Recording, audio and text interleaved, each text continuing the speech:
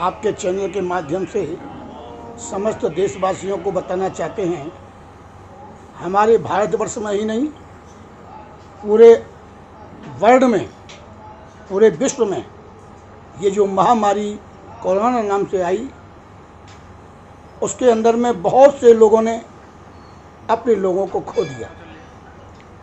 किसी के माता पिता चले गए, किसी का भाई चला गया, किसी की पत्नी चली गई। ऐसा जीवन के अंदर में कभी न हुआ और न भगवान से प्रार्थना करते हैं कि आगे होना भी नहीं चाहिए। तो जिन लोगों ने अपने ऐसे स्वजन खोए हैं जो उनको देख भी नहीं पाए, हाथ भी नहीं लगा पाए, उनका संस्कार आदि क्रियाकर्म भी नहीं किया गया और वो देखते रह गए, ऐसे असहाय जो कोरोना के अंदर मृत्यु को प्राप्त हुए, उनको मुक्ति की आवश्यकता थी।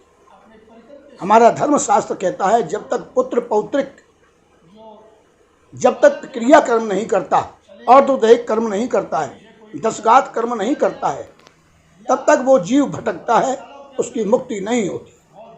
लेकिन जब जिन्होंने संस्कार ही नहीं कर पाए, वो कहाँ से क्रियाकर्म कर देते।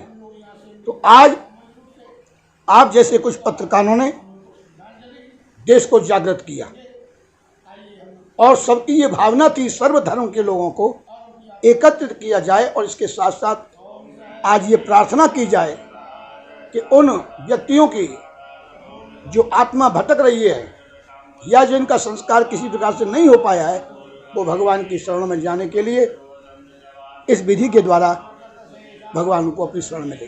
तो हम लोगों ने, हमारे जितना भी यह परिकर था, हमने 9 बजे से कार्यक्रम प्रारंभ किया। सर्वप्रथम प्रार्थना की गई। प्रार्थना के बाद थोड़ा उनके लिए कुछ भगवान के चरणों में निवेदन किया गया संगीत के माध्यम से, लेकिन संगीत का हमने प्रसारण नहीं किया क्योंकि श्रद्धांजलि सभा थी। बाद में हवन के द्वारा उनकी आत्मा को शांति के लिए हमने यहाँ से आहुति दिए और उसके बाद हमने मौन रह करके प्रार्थना करी।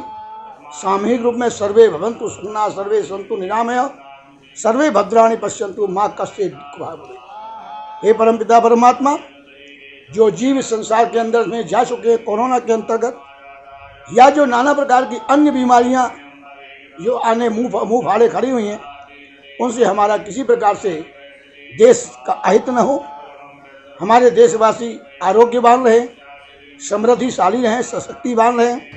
सर्वप्रथम कोरोना वायरस से जो पीड़ित हैं, जिनकी मृत्यु हुई है, उनके लिए संत मुनिराज जी ने पहले प्रार्थना का आयोजन किया, उसके बाद हवन और मौन व्रत।